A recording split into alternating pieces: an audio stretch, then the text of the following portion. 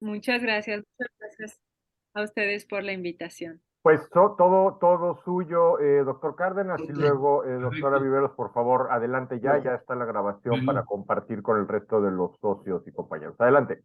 muy bien. Gracias, Guillermo. Bueno, pues un saludo primero a todos los integrantes de la COMED. Este es un grupo pues que ha sido pues de una alta trascendencia de siempre, desde siempre, pero ahora con el tema de la pandemia, bueno, pues su labor ha sido pues bastante relevante ahora en esto y sobre todo las comunicaciones que ha habido y el grupo CEPI que sigue funcionando, pues con un alto nivel académico, una alta seriedad, en compartir experiencias, en compartir conocimientos que definitivamente a todos nos benefician y tanto al grupo, a nuestras empresas, a los pacientes, a los médicos, ¿verdad?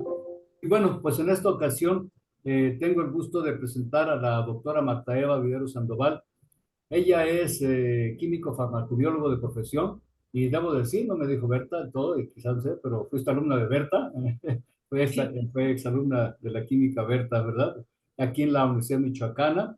Y bueno, posteriormente tiene varios estudios de posgrado, el primero la especialidad en hematología, ¿verdad?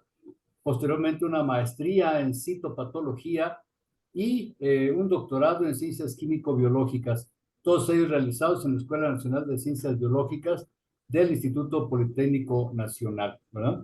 Y bueno, pues el tema que siempre ha sido toda la principal reticencia, el principal problema, la principal inquietud en relación a los problemas de tipo trombótico, y pues nadie mejor que ella, me consta su altísima calidad académica, su altísima experiencia en el área de la coagulación, ¿verdad? Definitivamente es toda una autoridad en el área de la coagulación. Y bueno, pues qué mejor que ella para hablar de la inmunotrombosis en este problema de la COVID-19. Muy bien, pues sin más preámbulos, Marta Eva, te dejo la palabra y gracias por aceptar la invitación. Y bueno, pues aquí como le hemos pedido por parte de Sedimi, pues que participe con esta ponencia. Gracias, Marta Eva. Mu- Adelante. Muchísimas gracias, muchas gracias al doctor Luis Cárdenas, a la maestra Berta Ballesteros por esta invitación a CEDIMI y pues a esta asociación por invitarme para compartir con ustedes la experiencia que nosotros hemos tenido y lo que sabemos acerca de trombosis en COVID. Voy a compartir mi pantalla. No sé si ahí ya se pueda ver, Se ve muy bien, listo. ¿sí? Sí. Muy bien. Y la voy a hacer grande. Ahí está. Y voy a activar mi señalador. ¿Se alcanza a ver el señalador? Sí, muy bien. ¿Sí? Perfecto. Bueno, pues vamos a hablar entonces acerca de inmunotrombosis en COVID-19. Este fue un tema que a nosotros nos apasionó desde el inicio de cuando todavía ni siquiera era pandemia, cuando empezó a hablarse de las infecciones por SARS-CoV-2. Nosotros nos interesó si este virus podía desarrollar o desencadenar alteraciones a nivel de la coagulación. Los primeros reportes Pero ya que no quiere imprimir. tuvimos fue acerca, Disculpe que la interrumpe, doctora. Les pido por favor que apaguen sus micrófonos. En eso ando apagando microfonitos, pero si me ayudan es muy útil, por favor. Disculpe, continúe, perdón. sí, muchas gracias. Entonces, compañeros que nos empezaron a decir incluso antes de que se cerraran las actividades hace 3 años, por ahí entre febrero y los primeros días de marzo, a mí me hablaban por teléfono y me decían, Marta, este virus es algo muy raro, nos tapan los equipos de coagulación, estamos viendo muy prolongados, muy altos niveles de dímeros D, prolongados o más bien elevados niveles de fibrinógeno. Eso nos llamó mucho la atención y nos dimos a la tarea de empezar a buscar este, qué empezaba a reportarse a nivel mundial acerca de activación del el sistema de coagulación por este virus. Y bueno, nosotros ya nos encontrábamos trabajando con virus. Nosotros nos empezaron a pedir incluso algunas entrevistas, etcétera, porque nosotros estábamos trabajando con dengue por la cuestión de dengue hemorrágico y estábamos viendo justamente la convergencia de virus y cómo afectaban al sistema de la coagulación. Entonces, pues de alguna forma este virus nuevo no nos encontró desprevenidos porque ya teníamos la experiencia de trabajar con virus. En resumen, en esta sesión lo que vamos a abordar, voy a dar muy rápidamente las definiciones de trombosis y del concepto de inmunotrombosis para sentar las bases, para abordar luego la inmunotrombosis en particular en COVID-19. Les voy a compartir algunos trabajos de investigación que hemos realizado en el laboratorio de hemostasia y biología vascular de la Universidad Michoacana de San Nicolás de Hidalgo acerca de COVID. Hablamos muy rápidamente de COVID persistente y por último la trombosis post-vacunación con las vacunas anti-SARS-CoV-2, cómo está este problema y cómo es que se lleva a cabo para finalizar con conclusiones. Entonces, ¿qué es la trombosis? Pues es una alteración de la hemostasia que involucra una activación patológica del sistema de la coagulación. El sistema de la coagulación está ahí para detener el sangrado, para reparar daños que inducen sangrado, pero se convierte en trombosis cuando ésta se activa en un lecho inadecuado o a una escala inadecuada, lo cual ocasiona la formación de coágulos que se forman dentro del vaso y que pueden ocluir en el mismo sitio en donde se forman o bien viajar por el torrente sanguíneo y finalmente ocluir en sitios distales, generalmente en capilares pequeños, como por ejemplo los que se encuentran en el pulmón, en particular en los alveolos pulmonares, o bien a nivel cerebral, causando eventos isquémicos, causando oclusiones a diferentes niveles. Y esto puede ocurrir tanto en los grandes vasos como en las arterias o bien en las venas o en los capilares. En general, el modelo celular, nosotros utilizamos el modelo celular de la coagulación, que es un modelo un poco más nuevo, haciendo la comparación con la cascada clásica de la coagulación, que abordaba la coagulación como una vía intrínseca y una vía extrínseca y una vía común. Bueno, pues esto ahora ya no tenemos este concepto. A partir del inicio de este siglo, la coagulación se ve como un modelo, un sistema en el cual coadyuvan células con las diferentes moléculas ya conocidas de la coagulación para formar complejos. Y lo entendemos más un proceso que ocurre en 3 etapas. La iniciación, en la cual la estrella es el complejo que se forma de factor tisular con factor 7, lo cual activa a factor 10 de la coagulación y nos da pequeñas cantidades o microdosis de trombina, las cuales a su vez amplifican, llevan al estado de amplificación, amplifican la coagulación, involucrando a los factores de la vía intrínseca, como el factor 8, voy a apagar mi celular para que no esté sonando, al factor 8, al factor 9, los cuales forman otro complejo que también activa factor 10, y este factor 10 activado por factor 8 y factor 9 nos da ya concentraciones más amplias de trombina, las cuales van a interactuar con otro complejo que se forma entre el factor 5 y factor 10 activado y que van a darnos ya un estallido de trombina en la fase de propagación.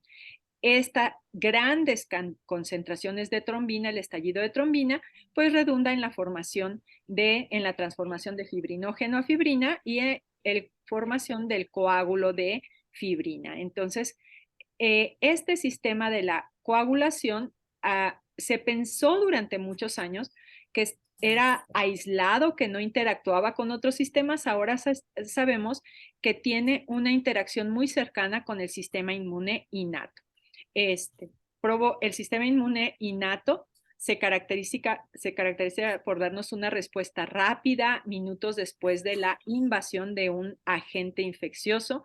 Es desencadenada por receptores de superficies celulares o intracelulares, implica fagocitosis, implica activación de la inflamación, participación de diferentes células, del sistema del complemento, bueno, todo lo que implica la respuesta inmunológica. Y cuando interactúan los dos, pues entonces tenemos el fenómeno de inmunotrombosis, en los cuales son procesos de trombosis y de hemostasia, es decir, la coagulación hiperactiva como parte de un mecanismo intrínseco de la inmunidad innata. Es decir, vemos la coagulación como parte del sistema inmune. Y SARS-CoV-2 nos ha arrojado una información tremenda acerca de inmunotrombosis. Este virus que surgió hace 3 años, pues ese es un miembro de la familia Coronaviridae, el cual es un virus RNA formado su genoma por 30 kilobases. Su envoltura es muy importante, contiene 5 proteínas estructurales, de la cual la proteína S o que se conoce como proteína Spike, que forma esta como corona que le da el nombre de coronavirus, es la más importante. Y como vamos a ver al final de la plática, pues nosotros hemos visto que no es toda la proteína Spike la que tiene que ver con la respuesta inmunológica y en particular con la respuesta inmunotrombótica, sino una parte muy pequeña de esta proteína Spike, que es un dominio que se llama RBD. Entonces, esta proteína Spike es reconocida por algunos receptores en el organismo, en particular por receptores en la célula endotelial, receptores del tipo AC2. Estos receptores AC2 son los que permiten que se reconozca la proteína Spike y que pueda ser internalizado este virus y bueno, pues entrar en las células desencadenando una respuesta inmunológica y además pues permitiendo la replicación de estos virus. Entonces, utiliza este receptor, el cual se encuentra en diferentes células como neumocitos, enterocitos. Muy importante el hecho de que se encuentre en la célula endotelial, en músculo liso, etcétera. Y el hecho de que se encuentre en célula endotelial nos va a provocar una alteración de la célula endotelial. Y la célula endotelial es el orquestador, es el director de orquesta de todo el sistema de la coagulación. Entonces, el hecho de que se encuentre infectada la célula endotelial, pues eso hace que tengamos alteraciones muy profundas a nivel de la coagulación. No pregunté cuánto tiempo tengo para la plática. Adelante, doctora, tú no te preocupes, termina tu plática y el tiempo no está limitado. Ok, muchas gracias. Porque no, a mí si me dejan, yo me puedo quedar aquí hablando 2 horas, pero no, la tengo planeada más o menos para 1 hora. Perfecto. Muy bien. Bueno, el cuadro clínico no me voy a detener mucho en esto porque es algo que ya conocemos. Después de la infección, pues esta infección nos puede dar desde cuadros muy leves y esto lo supimos desde el inicio de la pandemia, que afortunadamente el mayor número de pacientes pues nos va a dar un cuadro casi gripal. Entonces, esto ocasionó pues que al principio no se le diera tanta importancia el hecho de que pues gran proporción de la población lo cursara pues con síntomas muy leves, con síntomas casi gripales, ¿verdad? Sin embargo, desde el principio observamos que en una minoría, el 5 al 10% de los pacientes, desarrollaban una neumonía. Al principio se le llamó neumonía atípica, ahora ya neumonía COVID-19, con una respuesta inflamatoria masiva, una tormenta de citocinas, activación de macrófagos y una activación del sistema de la coagulación, estos famosísimos pulmones blancos de COVID en los cuales se hacían estas espículas, y empezamos a detectar también en autopsias que se hicieron a los primeros pacientes que fallecieron, algo que llamó mucho la atención, que era la presencia de microtrombos, de una microangiopatía trombótica en estos pulmones de COVID. Esta minoría pues requería hospitalización con requerimientos ventilatorios, etcétera, y pues en una pequeña proporción de pacientes requerían incluso ser intubados, ser trasladados a unidades de terapia intensiva, que como ya sabemos históricamente, pues colapsaron, tuvimos sobrepoblación de pacientes porque pues el 5% de la población es mucha población la que tuvo necesidad de tener una intervención por estos cuadros graves, ¿no? Y bueno, en alguna de estos pacientes, pues algunos desarrollaron lo que luego se llamó COVID catastrófico y muerte. Y aquí empezó a surgir Ay, porque que había, los temas vienen todo, ¿verdad? Sí. perdón, había que ciertas enfermedades de base que ya todos conocemos, es principalmente enfermedades inflamatorias crónicas, como podía ser diabetes, hipertensión, sobrepeso y obesidad, que se asociaron con el COVID-19 catastrófico y con la muerte. En cuanto a la respuesta inmunológica, pues vimos que esta involucraba, por ejemplo, activación de células NK, citotoxicidad, producción de interferones, presentación de antígeno a linfocitos T citotóxicos, respuesta inmune celular y humoral. Eso en cuanto a la respuesta inflamatoria muy relacionada con el daño alveolar. Y aquí me voy a meter un poquito más con la coagulopatía pulmonar. Desde el inicio de la pandemia se observó que la cascada de citocinas que se presentaba en estos pacientes activaba también a las células de la coagulación, activaba plaquetas, pero después se describió que esta activación de las diferentes células que intervenían en este daño alveolar por una respuesta inmune exagerada, eran también, las plaquetas no eran activadas solamente por la respuesta, la gran concentración de citocinas circulantes que había, sino que las mismas plaquetas intervenían en liberar mayor cantidad de citocinas de sus gránulos a partir de los gránulos plaquetarios, y también liberaban factores de la coagulación. Entonces estaban interviniendo como células proinflamatorias en todo este sistema. Y pues comenzó a describirse desde 2020, desde los primeros reportes surgieron en marzo, abril de 2020, acerca de un efecto de coagulación intravascular diseminada, pero que se comportaba en forma muy particular. No era la coagulación intravascular diseminada que estábamos acostumbrados a ver en sepsis o en cualquier microangiopatía trombótica, sino que tenía un componente mucho más inflamatorio, cursaba mucho más rápido y intervenía en estos pacientes que presentaban esta coagulación intravascular diseminada modificada por este virus, pues frecuentemente estaban asociados con eventos fatales. Sabíamos ya que existe una relación bidireccional entre la inflamación y la coagulación, es decir, que están intrínsecamente relacionadas. No podemos seguir viendo a la coagulación como algo, como un fenómeno aparte.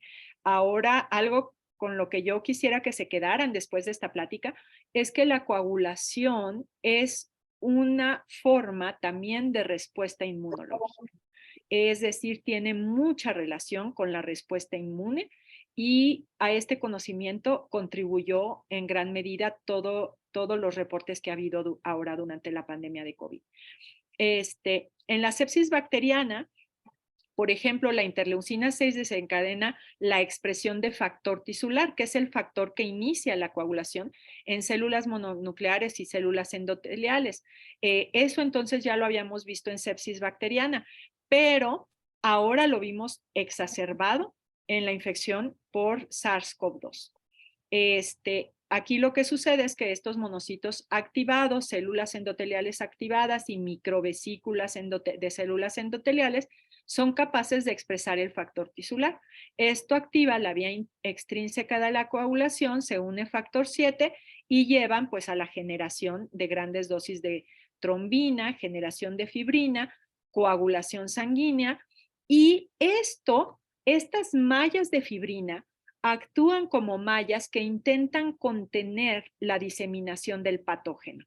Es decir, intentan atrapar a las células infectadas por el virus, infectadas por el patógeno, y que la infección no se propague a otros sitios. Entonces, es un intento del organismo el hacer estos trombos en los cuales queden atrapadas las células infectadas y pues es un mecanismo de defensa que se activa.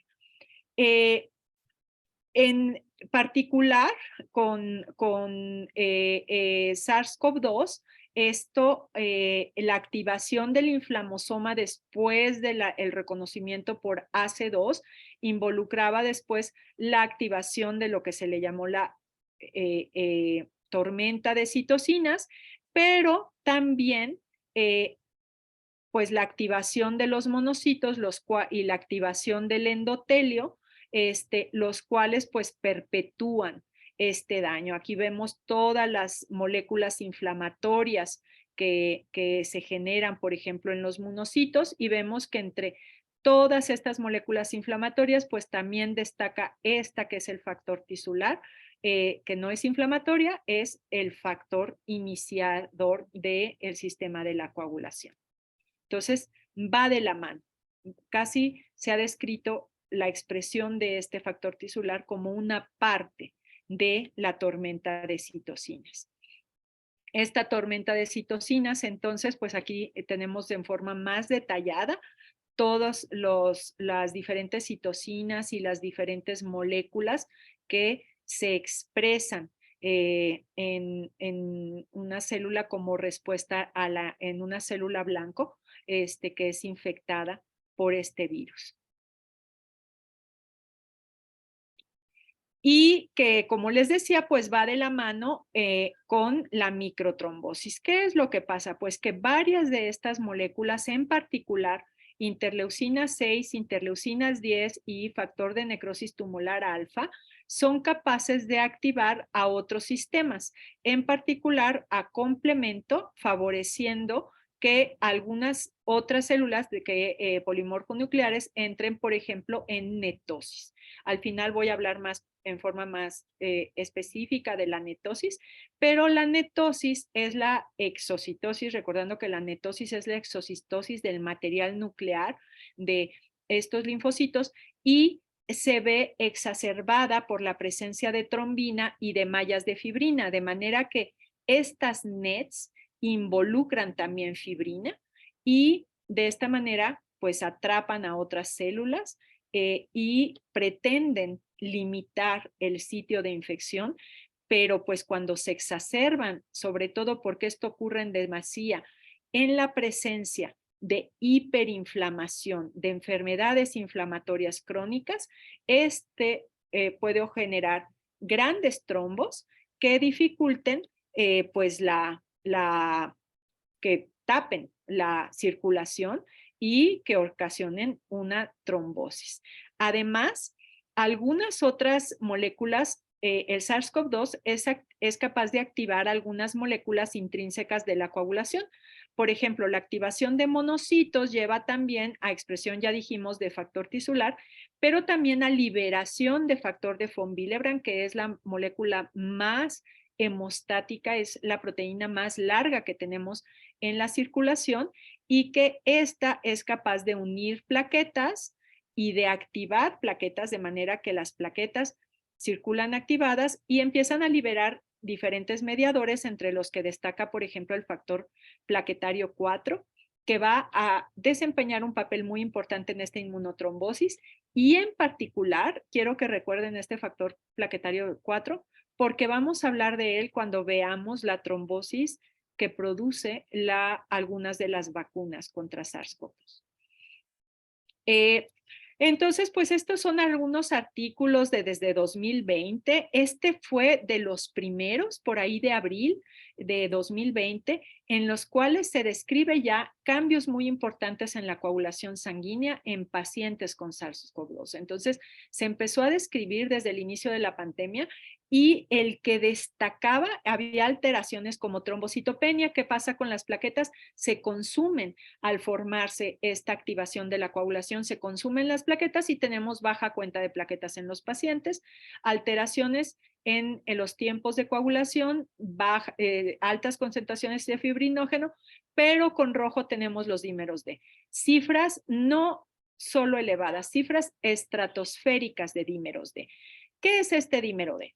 Pues el dímero D es un resultado de, es un marcador que nos habla de una activación de todo el sistema de la coagulación, mediada por plaquetas y por toda la cascada de la coagulación, que lleva a la formación de fibrina y que también se activa el sistema del plasminógeno, es decir, la fibrinolisis. Esta plasmina nos rompe la fibrina dándonos como resultados dímeros D. Entonces, el que tengamos dímeros D en plasma nos habla de que todo el sistema de la coagulación y también de la fibrinolisis está activado. Es decir, nos dice que hay un trombo de fibrina en algún sitio del organismo. No hay de otra. El dímero D habla de trombo ya formado y trombo que el organismo está tratando de degradar por medio de la plasmina.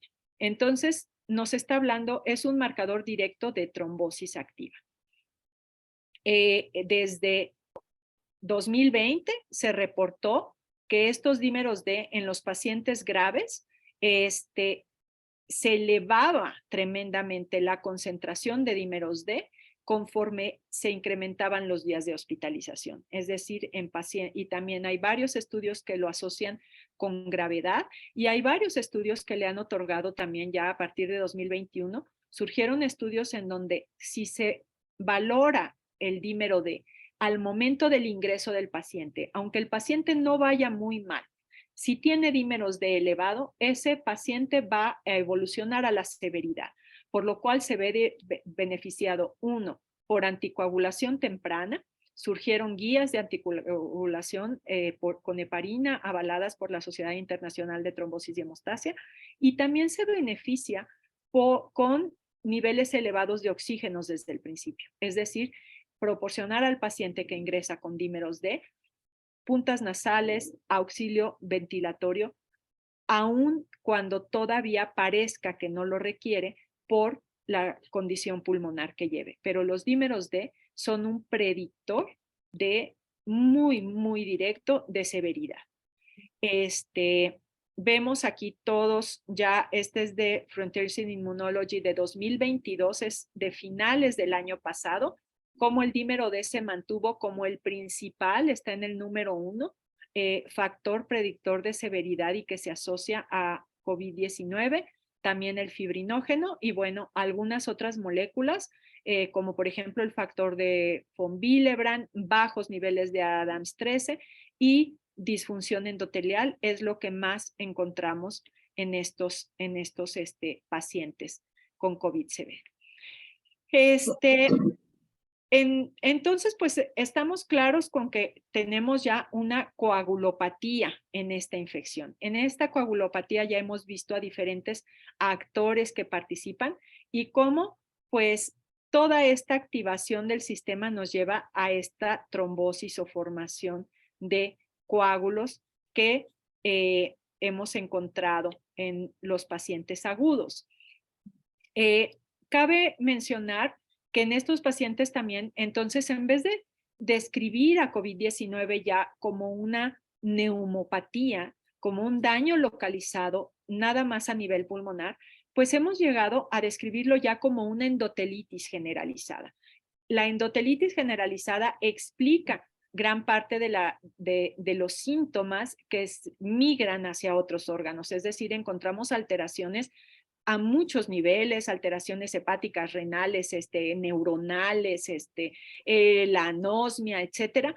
Y mucho de esto lo podemos explicar porque recordamos que el endotelio es una capa de células que recubre todos nuestros vasos sanguíneos. Entonces, el hecho de que la célula endotelial sea la que se encuentra afectada, que la célula endotelial esté infectada y que todo el endotelio se encuentre inflamado, pues nos explica muchas de estas alteraciones a diferentes niveles. Lo que ocurre en esta endotelitis en particular es que algunas moléculas, como ya mencionaba yo, el factor de von Willebrand, son producidas, que se sintetizan específicamente en la célula endotelial, son liberadas en demasía en el plasma. Encontramos niveles elevados y de manera interesante no solo niveles elevados, sino también alteraciones en la molécula, como vamos a ver más adelante. Este es capaz de actuar como un puente entre plaquetas activadas y el endotelio, 18, ¿cómo no? llevando... A la vuelta del teatro donde trabajamos mucho. Ay, no sé si podríamos... Disculpe, doctora. Ya, Sí, no se ya. preocupe. A lo mejor se está cruzando un poco, pero... Ay, gracias, ya, me parece que se acabó. Aquí andamos patrullando los micrófonos, pero por favor ayúdenos, ¿sí? Muchas gracias. Entonces, actúa como lo que me da miedo que no me escuchen.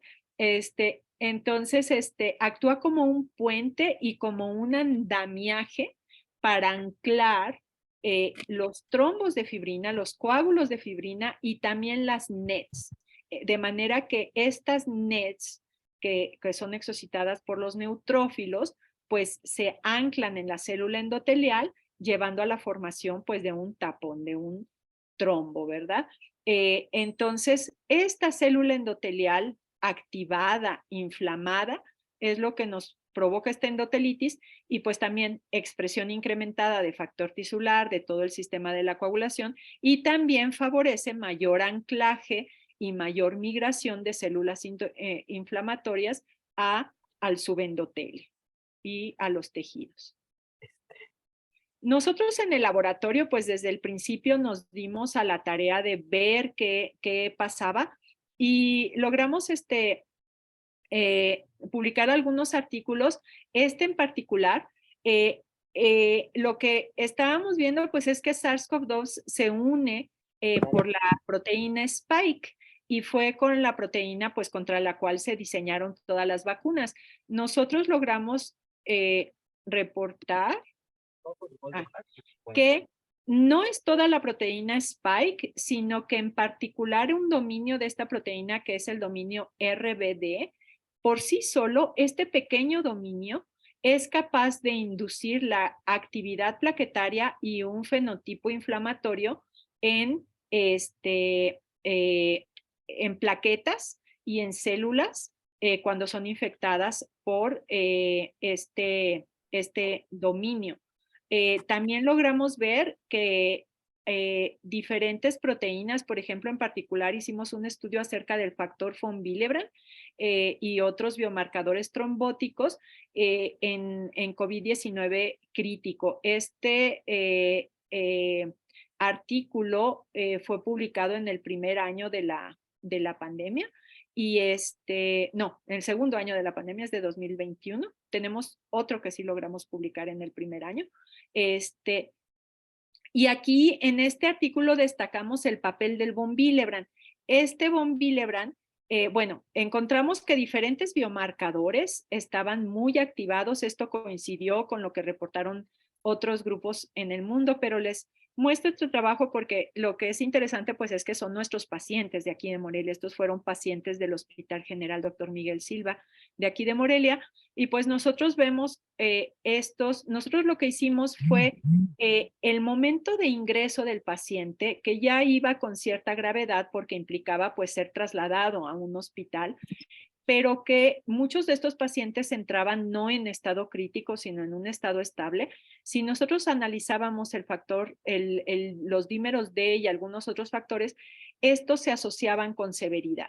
Es decir, todos los pacientes entraban en las mismas condiciones y podemos ver que los que tenían dímeros D más elevados evolucionaban a severidad y que esto pues era obviamente diferente estadísticamente de sujetos sanos y de pacientes, y también es estadísticamente diferente, o sea, es mucho mayor que en pacientes con COVID no severo. Entonces el dímero D, pues como ya les decía, es un muy buen marcador de severidad en estos pacientes. Encontramos algunos otros, como por ejemplo el activador tisular del plasminógeno. También nos habla de que está habiendo un trombo en estos pacientes y inhibidores de la coagulación como el inhibidor del activador del plasminógeno, que también nos habla de trombosis activa, y algunos factores de la coagulación, por ejemplo, el factor 9. Entonces, vean cómo Pues realmente son muchos los factores de la coagulación que están alterados en esta infección. En particular, nos centramos en esta investigación más en el factor de von Willebrand porque era una proteína que nosotros ya estudiábamos en el laboratorio y vimos que se encuentran elevados los niveles, las concentraciones plasmáticas también, tanto en el COVID no severo como en el COVID-19 severo. Y esto es muy interesante. Resulta que no nada más es niveles más elevados, es decir, la célula endotelial no solamente empieza a producir mayor cantidad de factor von Willebrand, sino que empieza a producir factor de von Willebrand alterado en su molécula. ¿Qué alteración presenta? Encontramos multímeros de mayor peso molecular, es decir, multímeros mucho más grandes, la proteína mucho mayor. Aquí vemos la presencia de estos multímeros de elevado de peso molecular en los pacientes de COVID-19. Estos son 2 pacientes de COVID-19. Aquí a simple vista a lo mejor no lo alcanzamos a percibir, pero nosotros lo analizamos en un densitómetro y vemos cómo esta presencia de multímeros de elevado peso molecular que está acá es mucho mayor en los pacientes de COVID-19 que en sujetos sanos que tienen multímeros de menor peso molecular. Entonces, esto nos habla de que los pacientes pues tienen un estado hipercoagulable y que el factor de von Willebrand desempeña un papel muy importante en esta hipercoagulabilidad. Este factor de von Willebrand muy fácilmente se combina con las NETs, como les mencionaba hace un momento. ¿Qué son las NETs o qué es la netosis? Bueno, lo que ocurre aquí es que las células endoteliales activadas reclutan neutrófilos, activan estos neutrófilos e inducen este fenómeno que es la formación de trampas extracelulares de neutrófilos o también llamadas NETs. Estas son verdaderas redes formadas por la cromatina nuclear que se activan pues en un intento también de frenar la diseminación de los patógenos. En el curso de hiperinflamación se ve amplificado el reclutamiento y por eso estos pacientes con enfermedades crónicas inflamatorias pues presentan un estado de hiperinflamación y ahí se amplifica el reclutamiento de neutrófilos y hay mayor cantidad de mayor netosis. Las NETs interactúan con la vía de contacto de la coagulación y pueden secuestrar plaquetas activadas, de ahí la trombocitopenia. Y bueno, tenemos profundas evidencias de netosis, tenemos incluso microfotografías de cómo a nivel alveolar es donde se producen mayor cantidad de estas netosis, ¿verdad? Entonces, esto es nada más esto que acabo de mencionar, pero con un esquema. Estas trampas extracelulares Ya todas las haces frotis, ¿no? son capaces de Lo que haces de VHs. pues intentar frenar esta ¿no? diseminación de diferentes patógenos y son un apoyo del sistema fagocítico. ¿Para 1000 pruebas? En COVID-19 esto se documentó también desde al principio, desde el año 2020, cómo había esta activación de neutrófilos y netosis y cómo esta está profundamente relacionada con Disculpe que la interrumpa, doctora, disculpe, pero es que casi no la escuchamos. ¿Alguien con química Glenn puede, por favor, apagar su micrófono? Continúe, disculpe. Sí, muchas gracias. Entonces, para tener este estado hipercoagulable, el cual está profundamente relacionado con la netosis, ¿verdad? A través de la activación plaquetaria que tenemos en esta infección, pues esta liberación de von Willebrand, de PAI-1 que nosotros vimos en nuestros pacientes aquí en Morelia, pues cómo apoyan la formación de este fenómeno de netosis. Obviamente la netosis en extremo, o sea, es un sistema que está desarrollado, que se desarrolla para tratar de frenar la expansión patogénica, pero que en extremo nos lleva a daño multiorgánico por mallas, por tapones que se generan a diferentes niveles, por ejemplo, en los alvéolos pulmonares llevan a la acumulación de mucosidad, a nivel aórtico, pues ateroesclerosis, aneurismas aórticos y trombosis cuando ocurre a nivel venoso o a nivel capilar. En todo este fenómeno desempeñan un papel muy, muy importante las plaquetas. Los virus, diferentes tipos de virus, esto no es nuevo para SARS-CoV-2. Nosotros, como les decía, ya lo estábamos estudiando para dengue, se ha estudiado también, por ejemplo, para VIH, cómo las plaquetas son capaces de internalizar los virus y a lo mejor ustedes no lo sabían, pero resulta que las plaquetas son capaces no solamente de sintetizar sus propias proteínas, a veces pensamos que no porque las plaquetas son anucleadas, pero tienen ribosomas y en esos ribosomas tienen todo el aparato de síntesis proteica, entonces pueden sintetizar sus propias proteínas y de manera muy interesante resulta que pueden también ser ocupadas por los virus y sintetizar proteínas virales e incluso armar viriones que sean viables, es decir, replicar virus. ¿Sí? Esto, entonces, a veces no tenemos en cuenta que las plaquetas son esas células tan pequeñitas de la sangre que son capaces de ayudar a los virus a moverse por todo el organismo, viajando por el torrente sanguíneo a gran velocidad, porque las plaquetas viajan muy rápido por su pequeño tamaño, y pues llevar virus a todos los sitios del organismo. Entonces, pues los virus SARS-CoV-2 se vale de esta maquinaria plaquetaria para infectar a las plaquetas y favorecer pues que las plaquetas liberen el contenido de sus gránulos, exociten este contenido de los gránulos, activen integrinas en su superficie y favorezcan pues todo el sistema de la coagulación. Entonces aquí tenemos como las plaquetas se replican en plaquetas y leucocitos. Esto es bastante nuevo. Cuando nosotros empezamos a estudiar esto en 2015, que empezamos con dengue, decíamos, es que las plaquetas son capaces de infectar virus y además, no, perdón, las virus son capaces de infectar plaquetas y decíamos, y las plaquetas pueden sintetizar proteínas virales y la gente se nos queda viendo como estos están locos, ¿cómo se les ocurre si las plaquetas ni siquiera son células? Bueno, pues resulta que sí son células y además son células que son infectables por virus y que ahora con SARS-CoV-2 esto quedó plenamente demostrado.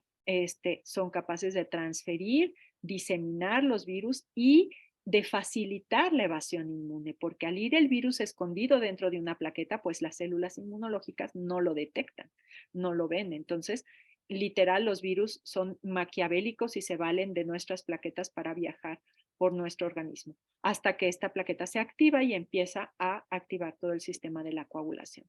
Estas son todas las interacciones virus-plaquetas y todo lo que una plaqueta puede hacer en respuesta a la infección viral.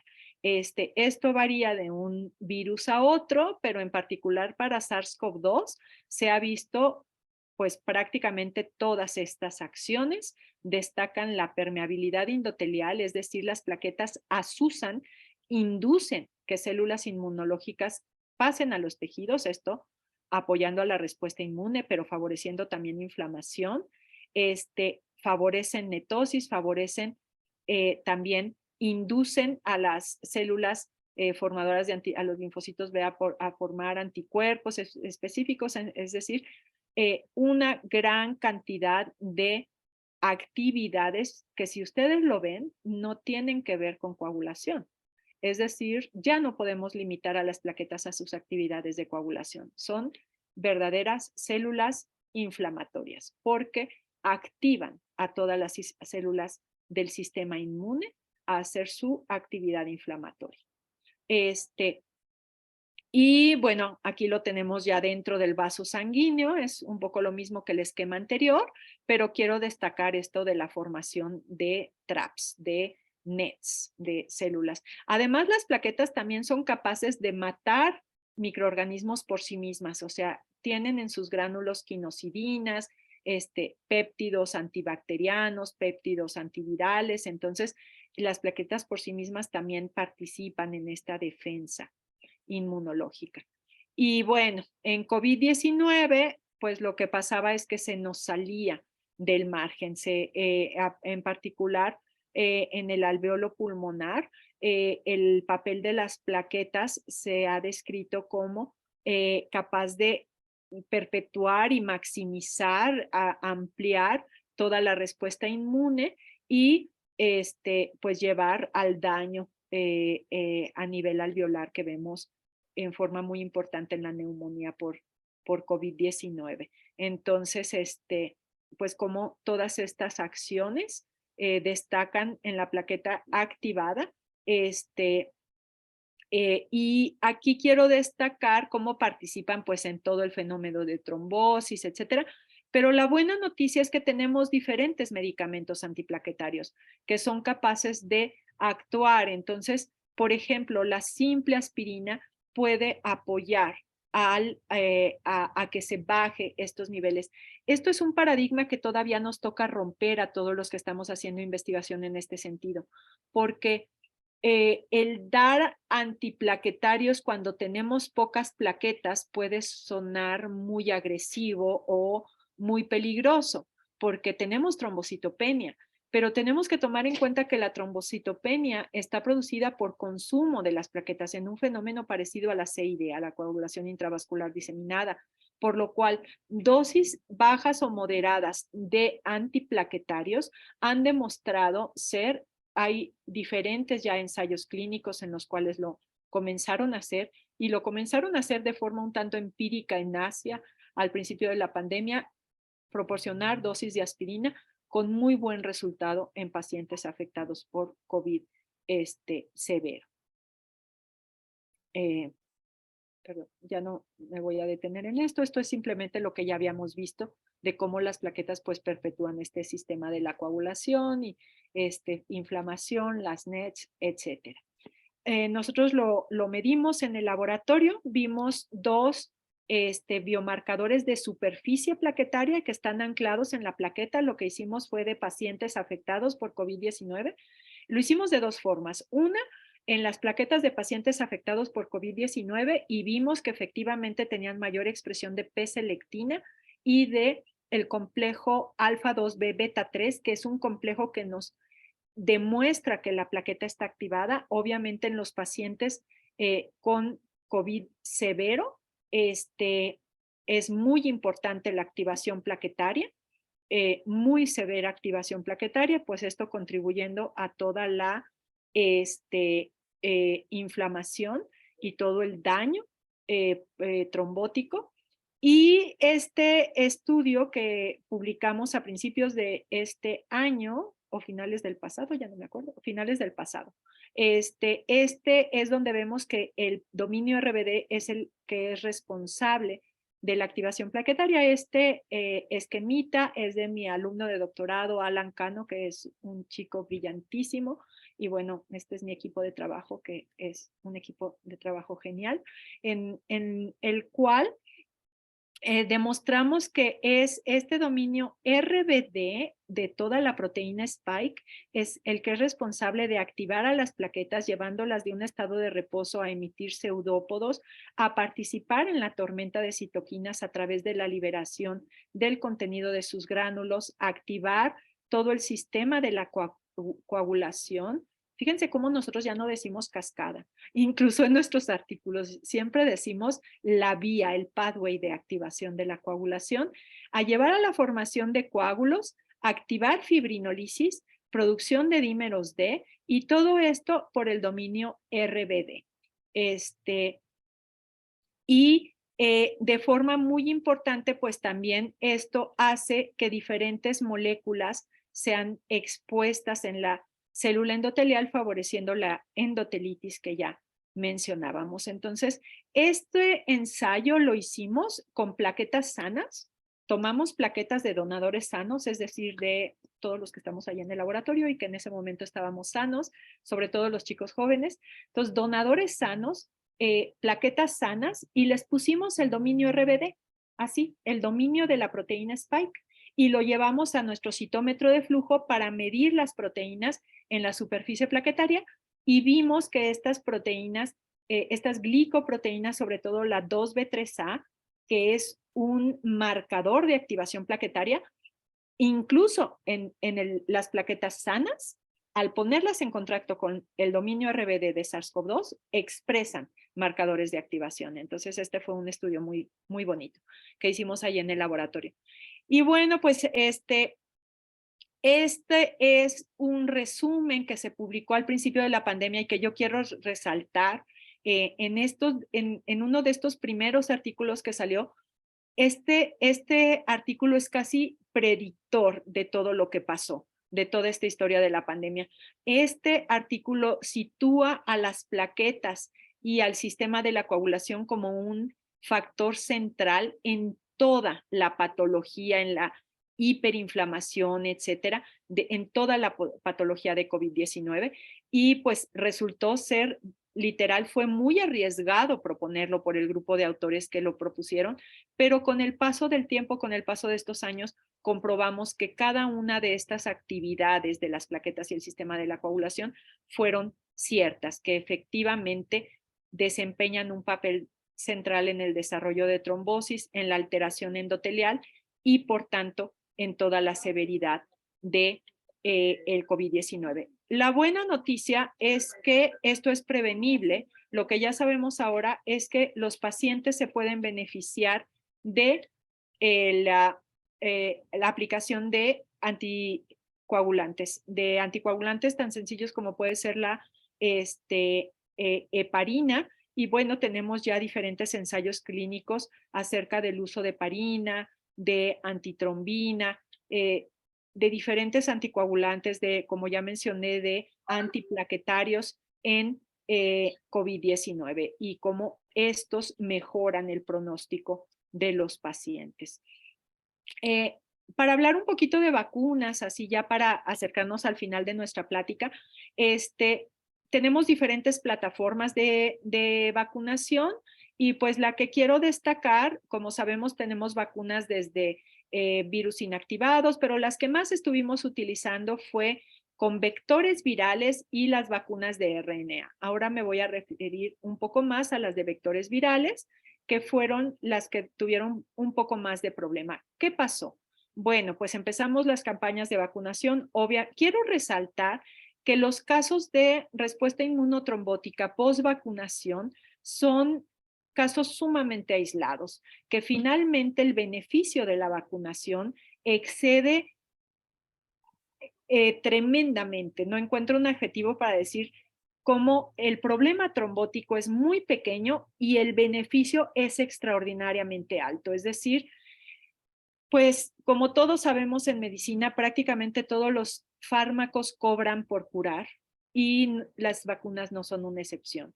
También tenemos una pequeña parte de la población que puede desarrollar eventos adversos y estos desgraciadamente pues sí fueron un poco más importantes para una de las vacunas, que fue en particular la vacuna que nosotros conocemos como la vacuna de Oxford o la vacuna de AstraZeneca, la cual incorpora, pero es para todas las vacunas que incorporan vector viral que se llama ChAdOx. OX es un adenovirus de chimpancé desarrollado en Oxford, el cual se utilizó en esta vacuna para llevar la parte que lograba la inmunidad, ¿no? La parte proteica que llevaba la inmunidad. Entonces, el problema no era la vacuna en sí, sino el vector utilizado. Este vector resulta que es capaz en algunas personas muy susceptibles de activar al factor, al sistema de la coagulación para producir anticuerpos dirigidos contra las plaquetas, lo cual ocasiona un problema muy severo, muy abrupto de ataque a las plaquetas conocido como VIT, que es una trombocitopenia trombótica inmune inducida por vacunación y que se asoció a este tipo específico de vacuna. Aquí lo que sucede es que bueno, puede ocurrir tanto en infección severa, pero en particular lo que ocurrió es que la vacuna ocasionó una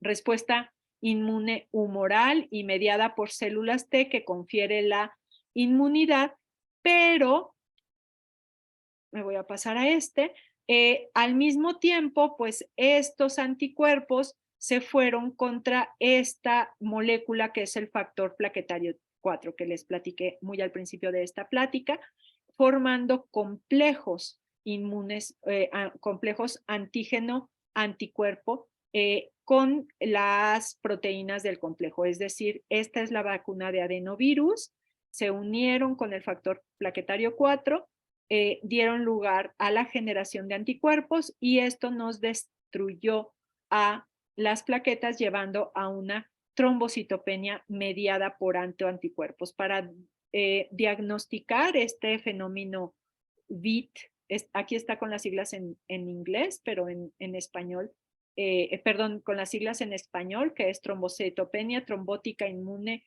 inducida por vacunas. Y les puedo decir, yo formé parte hasta el año pasado de la Comisión Nacional de Eventos Adversos Inducidos por Vacunación. Me invitaron precisamente por este trabajo que estábamos haciendo con plaquetas y pensábamos que íbamos a tener mucho mayor número de casos. Afortunadamente el número de casos fueron pequeños, hubo mayor casos de eventos adversos por otras vías, como por ejemplo anafilaxia, etcétera. Pero pues hay que mencionarlo porque es un factor que activa a las plaquetas. ¿Por qué solamente en ciertos casos específicos? Pues parece ser una mutación que tienen algunas personas. Esto todavía no está descrito. Aquí estoy especulando un poco acerca de lo que hay. Parece ser una mutación en los linfocitos T, los encargados de producir los anticuerpos, los linfocitos B, en los cuales producen anticuerpos dirigidos contra este complejo factor 4 y el adenovirus. Entonces, aquí lo que sucede es que pues son dañados, como decíamos, las plaquetas y también otras células por estos complejos antígeno-anticuerpo dirigidos contra el factor 4, y la forma de diagnosticarlo es encontrar específicamente anticuerpos dirigidos contra el factor 4 plaquetario.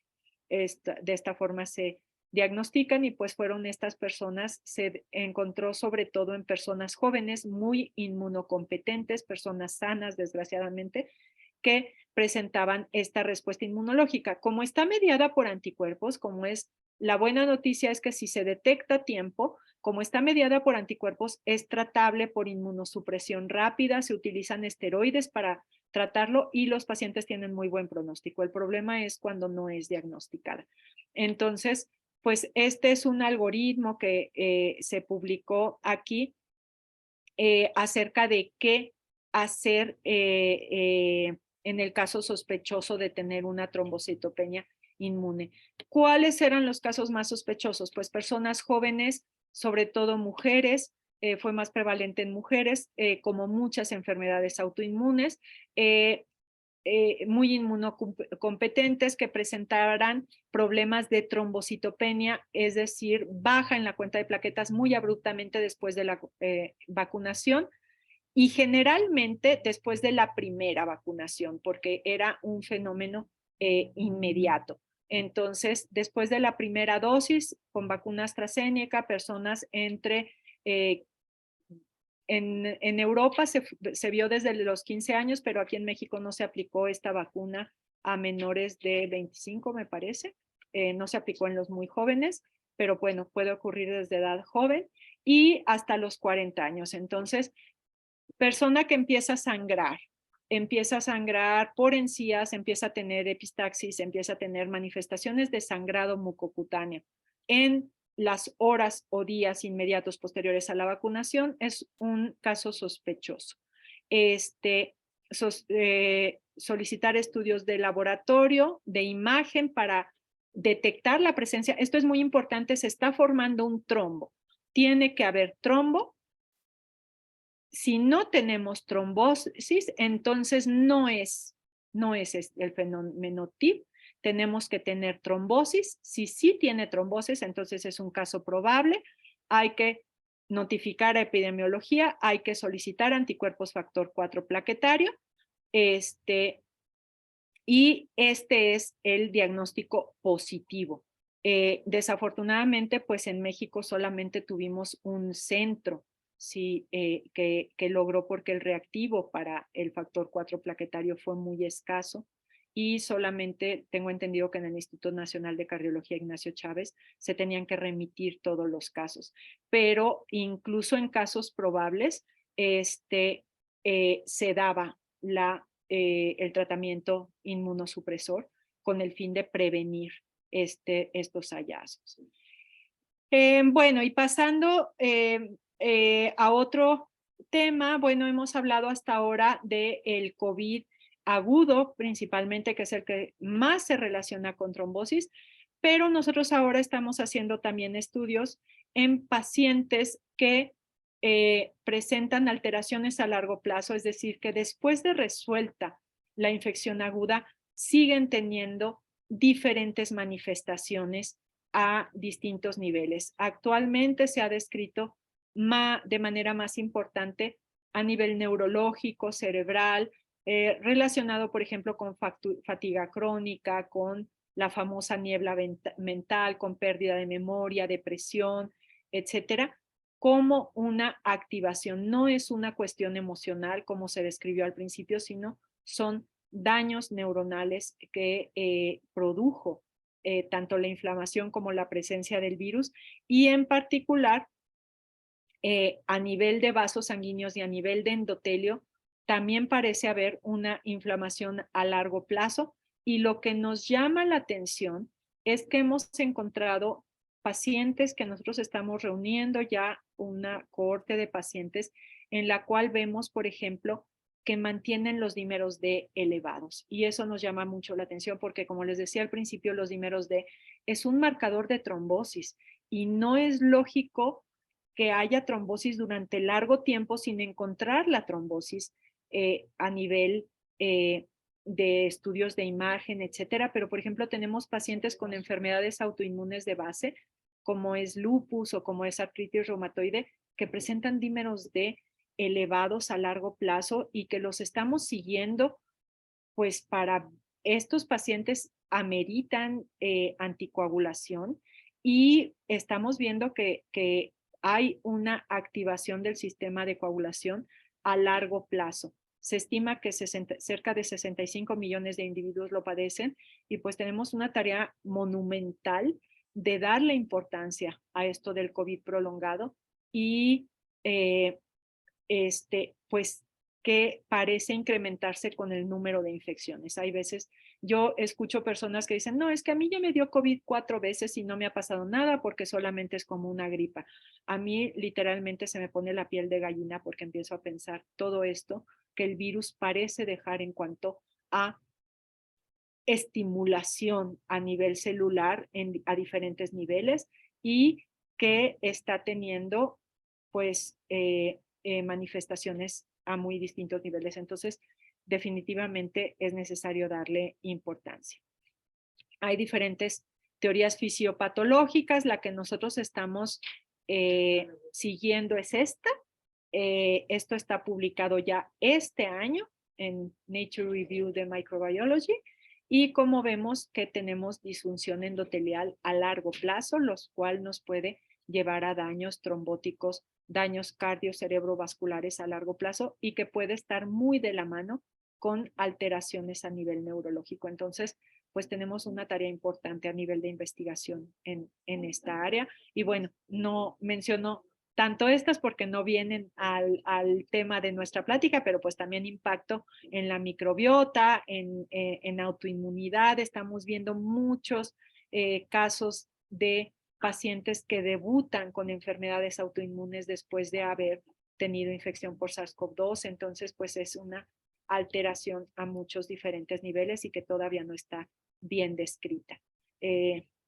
Distintas manifestaciones clínicas, por ejemplo, si hablamos de la manifestación de fatiga, esta parece estar relacionada con alteraciones graves a nivel de vasos sanguíneos. Se ha descrito, por ejemplo, en deportistas de alto rendimiento que hacían literal hiking, escalar montañas, etcétera, y que al empezar a estudiarlos resulta que sus vasos sanguíneos tienen microangiopatía a nivel muscular y que no es nada más, quiero resaltar, que no es una cuestión emocional, no es, son daños profundos a nivel celular en muchos diferentes niveles y que nos falta estudiar.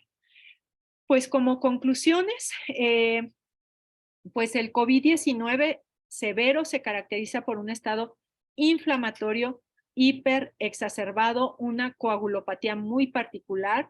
La hiperinflamación desencadena una serie de mecanismos patogénicos que amplifican el estado inflamatorio y activan la coagulación.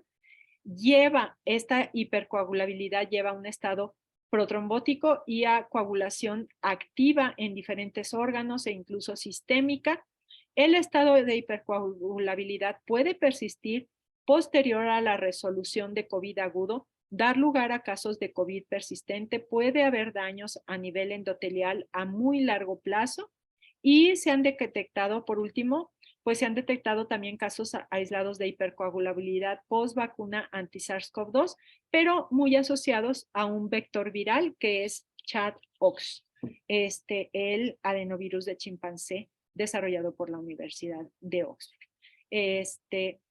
Y que les adelanto, parecen ya estar modificándolo para que no tengamos este daño. Entonces ya la Universidad de Oxford está trabajando muy activamente en su vector para modificarlo y que no haga este daño en las siguientes generaciones de vacunas de esta universidad.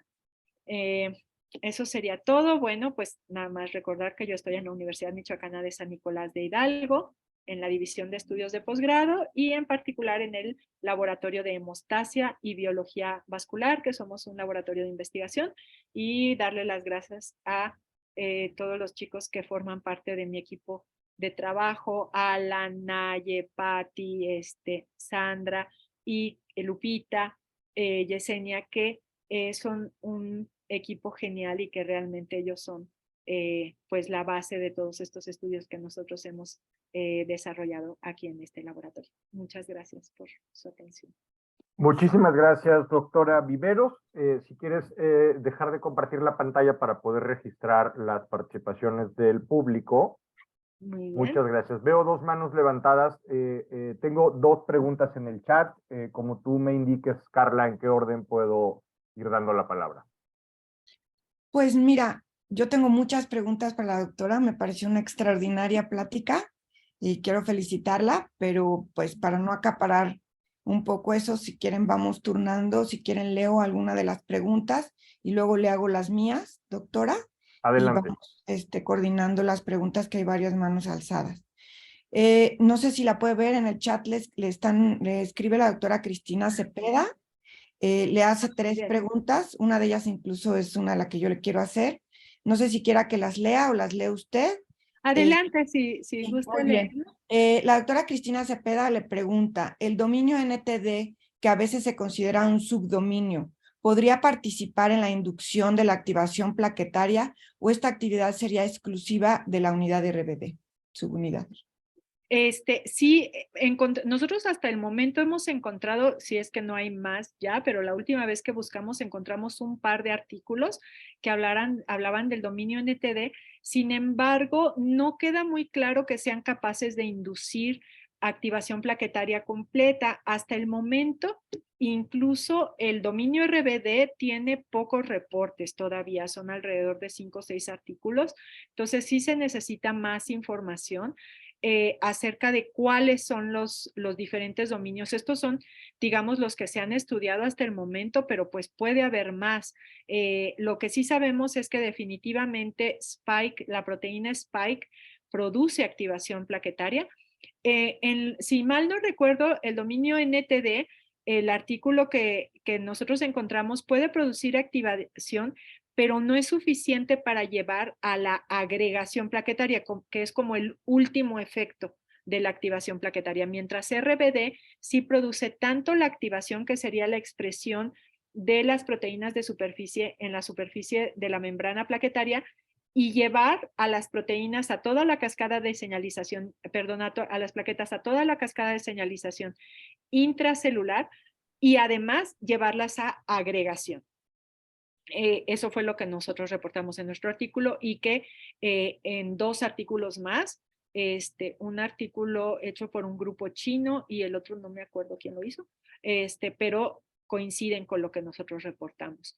Pero sí es muy interesante esto del dominio NTD, es más nuevo y pues nosotros no descartamos, nosotros no lo hemos hecho todavía porque este dominio todavía no se puede comprar fácilmente y en cambio el RBD sí. Entonces eso nos limita porque realmente nosotros producirlo, este era el pero que había en estos ensayos con el dominio NTD, que ellos habían producido su dominio y entonces no se estaba muy seguro de la pureza de la proteína y entonces pensaban que alguno de los factores en el mismo medio en el que habían producido esta proteína, porque lo habían producido en células humanas, pudiera ser lo que está afectando a la plaqueta y no específicamente el dominio del virus. De la proteína del virus. Entonces, por eso estaba como un poquito en controversia. Pero pues yo pienso que en los siguientes meses vamos a encontrar más información acerca porque es muy importante. A nosotros, por ejemplo, incluso personas aquí en el estado, en la universidad, nos dicen, no, es que, ¿por qué sigues investigando COVID? Ya se acabó la pandemia, ya nos dijeron, ya no va a haber financiamiento para más, estudios para seguir estudiando COVID porque ya se acabó la pandemia, nos tenemos que pasar a otra cosa, ¿no?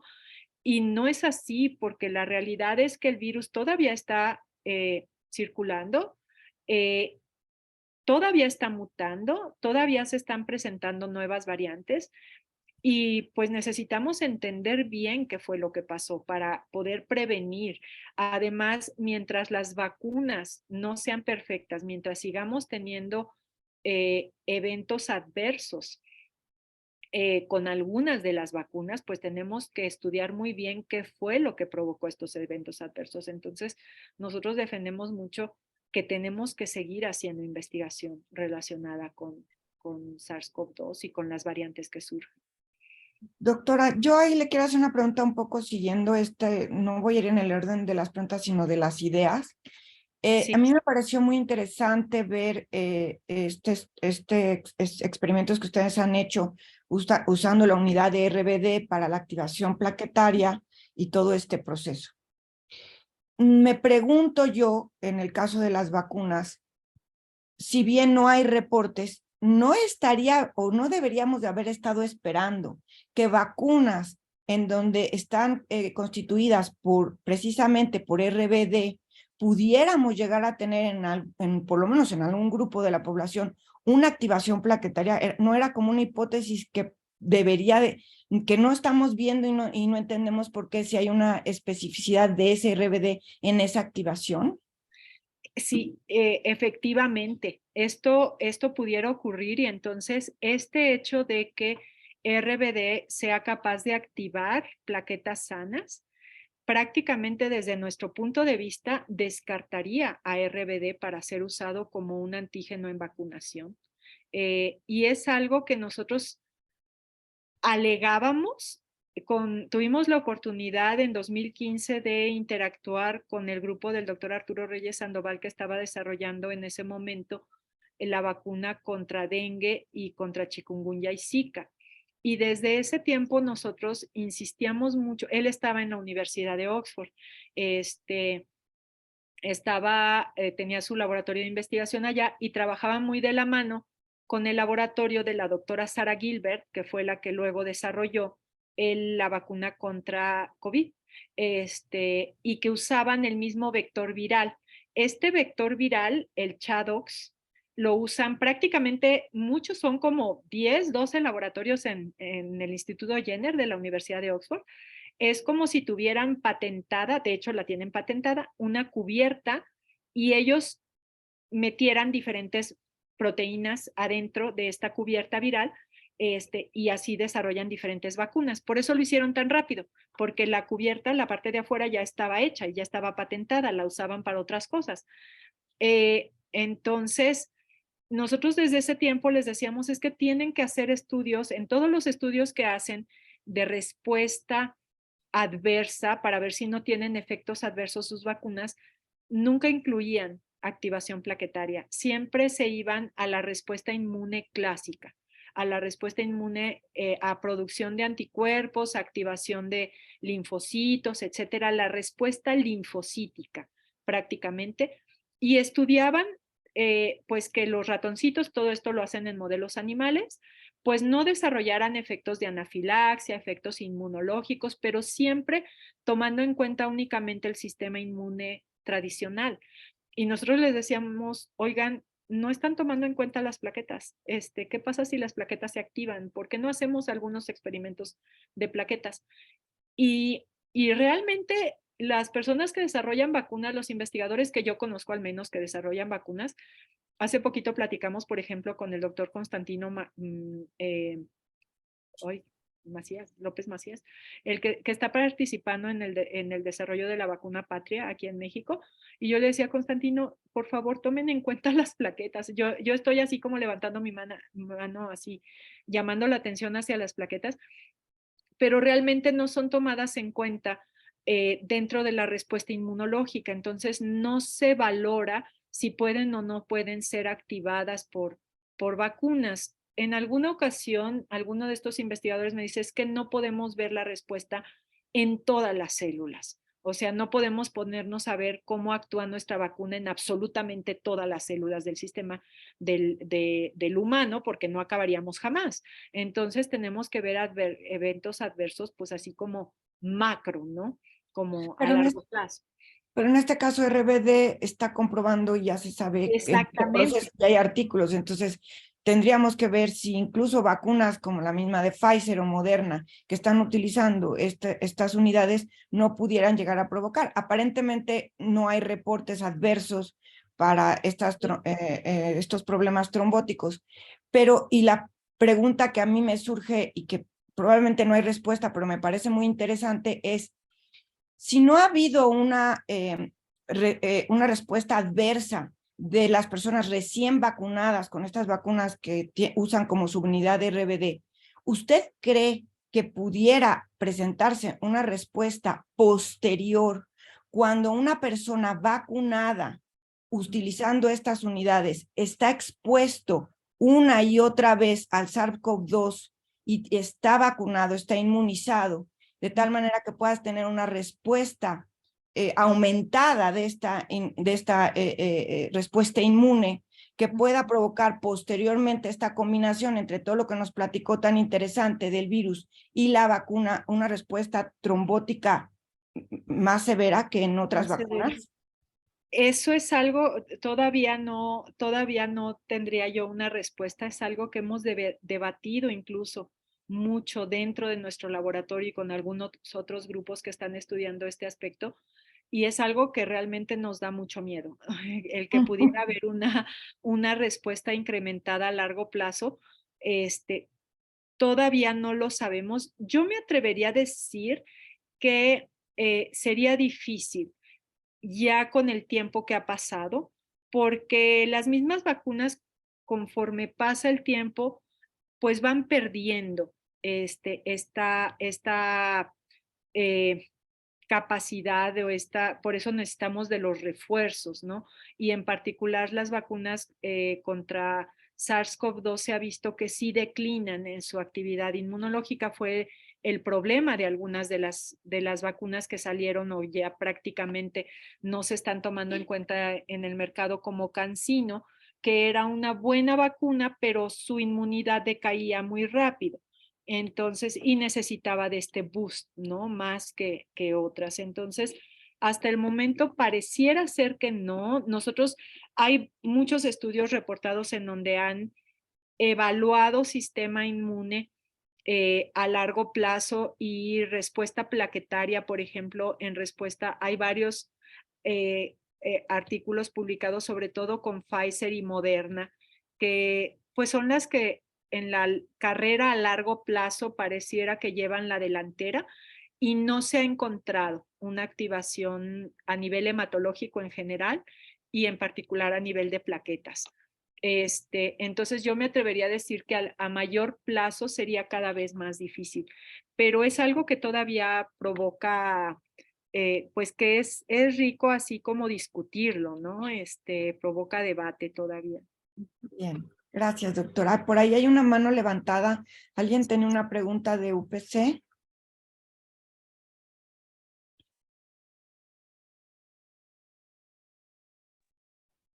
Hola, ¿qué tal? Sí. Un gusto y felicidades por su plática, doctora. Una pregunta, ¿tuvieron oportunidad de medir en su laboratorio, por ejemplo, en los pacientes con elevación de dímero D y esta parte de la activación de las plaquetas, por ejemplo, microvesículas plaquetarias o microvesículas de las células endoteliales por estos efectos importantes sobre estos dos tipos celulares? No, desgraciadamente no lo pudimos hacer, nos hubiera encantado, eso sería como el siguiente paso y hubiera redondeado muchísimo nuestro trabajo de investigación, pero para poder estudiar microvesículas nos falta un equipo, una ultracentrífuga que centrifugue a mayor velocidad de las que tenemos disponibles, pero esperamos en un futuro es de nuestros planes a mediado plazo podernos hacer de una centrífuga o colaborar con algún centro. El problema de las plaquetas es que no las podemos transportar de manera que podamos irnos a otro lugar con nuestras muestras las tenemos que trabajar en las 2-4 horas siguientes a la toma de la muestra. Entonces, y nosotros en Morelia no tenemos el acceso en particular a estas centrífugas. Ya tenemos el citómetro, porque también el citómetro que nosotros teníamos era muy pequeño y no nos alcanzaba a medir la fase para lograr, no alcanzamos la sensibilidad para lograr medir microvesículas. Esa parte ya la tenemos, entonces ahora nos tenemos que dar a la tarea de conseguir lo de la ultracentrífuga para poder centrifugar a la velocidad requerida para poder estudiar microvesículas. Pero sí es algo que hemos querido hacer durante bastante tiempo y esperemos que lo logremos en un futuro próximo. Bien, por aquí había otra pregunta, estoy como yéndome Sí. tratando de ir por temas. Aquí hay una del ¿Podría doctor. suponer, perdón? Estaba viendo una del doctor Cárdenas. Sí, aquí había otro, yendo un poquito por los temas y que creo que va también con la pregunta, del doctor Cárdenas. Preguntaba de dímero D, que estábamos en este tema. Los cuadros son menos severos. ¿Cuándo solicitar dímero D o prescribir anticoagulación o antiagregantes plaquetarios? Siguiendo con el Por tema. ejemplo, clopidogrel. Yo casi sería de la idea, y esto es algo que promocionó mucho o que difundió mucho la Sociedad de Hemostasia y Trombosis, y en particular SOMET, la Sociedad Mexicana de Trombosis y Hemostasia, apoyada en las guías de la Sociedad Internacional de Trombosis y Hemostasia, y es prácticamente que a todos los pacientes que tengan al menos un factor de riesgo para hacer COVID muy severo, como sería alguna enfermedad autoinmune, una enfermedad inflamatoria crónica, como pudiera ser diabetes, obesidad, incluso sobrepeso ya elevado, hipertensión, alguna enfermedad cardiovascular, y se me está yendo alguna edad avanzada. Fumar, hábito de fumar también, ¿sí? El hábito de fumar y edad avanzada. Prácticamente en todos ellos, el dímero D es una prueba que no es una prueba excesivamente costosa. De hecho, en algunos laboratorios que diseñaron perfil de COVID, la incluían. Y sí es una prueba al que hay que darle mucho peso. En el caso de que salga elevada, ese paciente es candidato directo a anticoagulación. Y tenemos también ya guías, lo más recomendable en las guías internacionales era tratamiento con heparina fraccionada, con heparina subcutánea, o ya o bien con aspirina o una combinación de ambas, dependiendo si el paciente tenía mayores factores de riesgo. Yo les puedo hacer llegar la guía internacional si les interesa, le puedo pasar al doctor Cárdenas y que él las distribuya. La guía internacional que surgió para anticoagulación en COVID-19 está así como algoritmo y está muy bien descrito. Voy a hacer otra pregunta, no sé cómo andamos con el tiempo, pero está muy interesante el tema. Aquí le preguntan, ¿se podría suponer que la liberación viral a partir de células plaquetarias sería únicamente vía exocítica y que no se activara el ciclo lítico viral? Esta pregunta no la tengo bien revisada últimamente. En lo que surgió al principio, sí.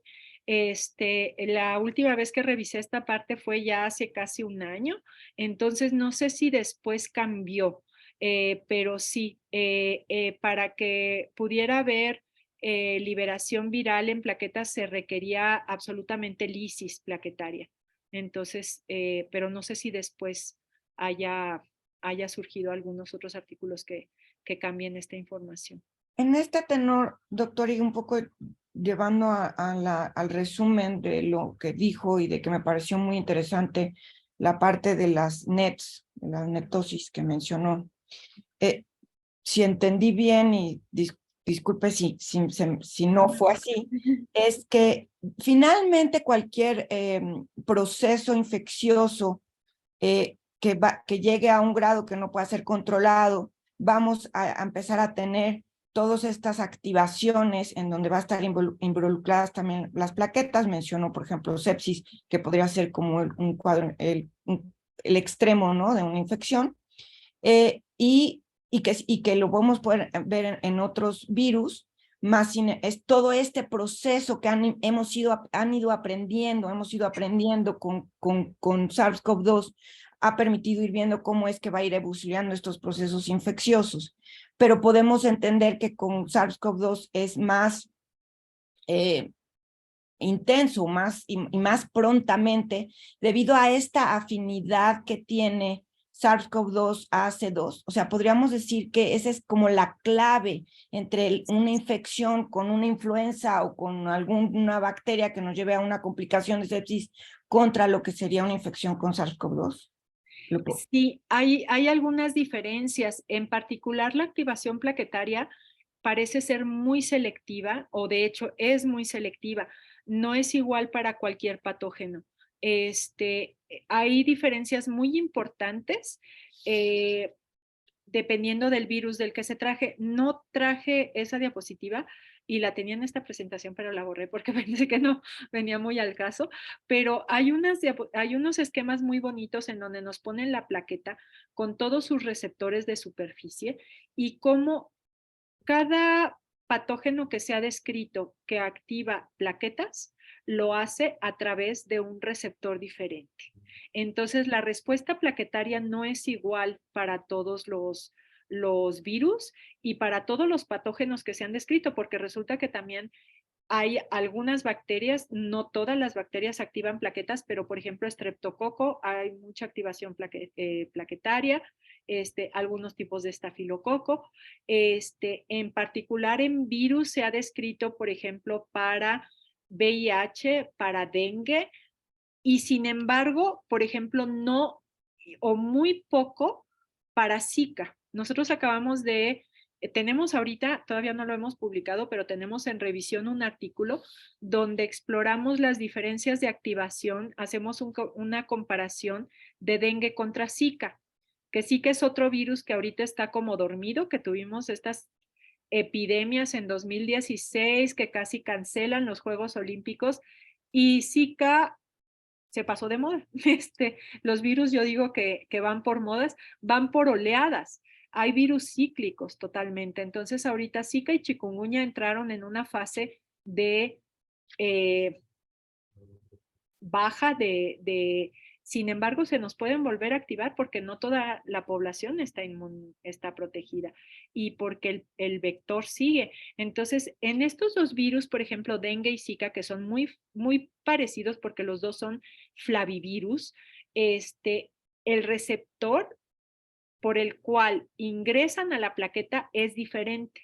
Y eso hace que, por ejemplo, dengue sí active netosis, pero Zika no active netosis.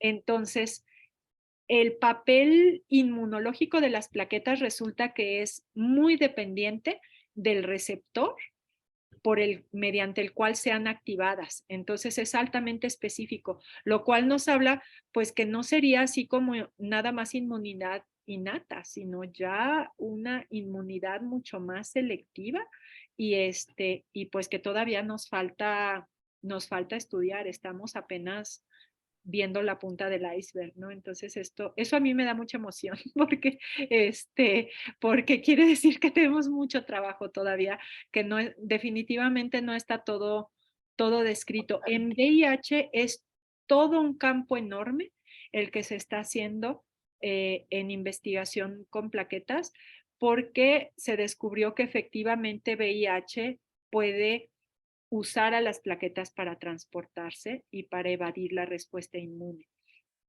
Muy Entonces, interesante. Concluyo con la última y yo sé que ya se están empezando a ir algunos porque todos tenemos que regresar a trabajar, pero creo que cerraríamos un poco. Es una pregunta que está puesta en diferentes contextos, pero es la misma. ¿Existe algún factor genético o citogenético que predisponga al individuo a una inmunotrombosis y a la vía de traducción señales? Y yo la complementaría esta pregunta un poco. Usted hablaba de mutaciones. ¿Son mutaciones o estamos hablando de polimorfismos? Vemos diferencias poblacionales con respecto a eso. Sabemos. Perdón, se me fue un poquito el internet y no alcancé a oír la primera parte de la pregunta. No sé La pregunta es, ¿existe algún factor genético o citogenético que predisponga al individuo para una inmunotrombosis y la vía de traducción de señales que se seguiría? Yo la complemento la pregunta con que estamos hablando de mutaciones o estamos hablando de polimorfismos. Hemos visto que en SARS-CoV-2 con COVID hay ya muchos trabajos que hablan de cambios polimórficos en la población que llevan a una mayor susceptibilidad o a cuadros mucho más severos en algunas personas que en otras. Y pues con respecto a todo proceso de las netosis y la plaquetaria, ¿qué nos diría, doctora? Sí, definitivamente lo que aquí marcaría una diferencia serían alteraciones, polimorfismos en el receptor AC2 de la célula endotelial y el hecho de que se presente o no la endotelitis, la inflamación, la alteración en la célula endotelial que provoca mayor expresión de factor tisular y entonces de la activación plaquetaria. Esto se presenta tanto en los pacientes como que tienen enfermedad de base, estas enfermedades inflamatorias, cursan, por ejemplo, ateroesclerosis, etcétera, cursa con una disfunción endotelial muy importante. Entonces, esto nos puede dar la base a mayor respuesta en el estado de coagulación, en mayor predisposición a hacer problemas trombóticos, cualquier alteración en célula endotelial, ya sea por polimorfismos relacionados con AC2, que son los que están más descritos, polimorfismos en receptores de superficie de célula endotelial y también algunos polimorfismos se han descrito en receptores plaquetarios, pero esto está todavía, hay muy poquitos reportes. Entonces, definitivamente, yo creo que al final vamos en general de lo que hemos visto en COVID-19 vamos a acabar con que no, probablemente incluso estas enfermedades inflamatorias crónicas también tengan su origen en alteraciones genéticas de receptores de estas células endoteliales, ¿no? Entonces, en esto hay todavía hay muchos artículos, realmente la montaña de información que tenemos en COVID, toda cuestión mala dicen que tiene una ganancia y la ganancia es que tenemos muchísima información. Lo malo fue que hay información en COVID-19, hay información muy buena y hay información que no es tan buena, porque como los artículos se publicaban muy rápidamente, también hemos encontrado algunos artículos que luego ya leyéndolos o desmenuzándolos, vemos el encabezado y luego que ya lo leemos decimos, híjole, este tiene algunos pequeños reservas en la forma en cómo fue hecha. Entonces hay que leerlos con calma y pues definitivamente en estos siguientes meses ponernos a revisar, valga la redundancia, las revisiones que vayan surgiendo, que recopilen y que organicen toda esta información nueva que tenemos acerca de este virus. Muy bien. Pues en el chat hay muchas felicitaciones. Muchas gracias. Que nos ha parecido a todos muy interesante y le agradecemos profundamente. No sé. Hay una pregunta aquí interesante no respecto a anticuerpos antifosfolípidos. Ah, ya. ¿Qué peso le daría la determinación de anticuerpos antifosfolípido? Esto fue interesante. Hubo pacientes que se determinó que desarrollaron anticuerpos antifosfolípido, afortunadamente, que están muy relacionados con el desarrollo de trombosis. Afortunadamente fue una porción muy pequeña de la población y en general fueron pacientes que ya tenían alguna enfermedad autoinmune de base. Entonces, sí sería muy importante, pero en esta población específica que ya tengan algunas alteraciones, alguna alteración autoinmune previa, sí es importante la determinación de anticuerpos antifosfolípidos. Muy bien, pues qué bárbara, doctora, qué buena presentación, ha despertado un enorme interés. La estamos grabando para poder compartirla con los demás socios de COMED que no pudieron acompañarnos. Muchísimas gracias, doctor Luis Cárdenas, y por su medio a Berta Ballesteros. Carla, voy a detener ahora la grabación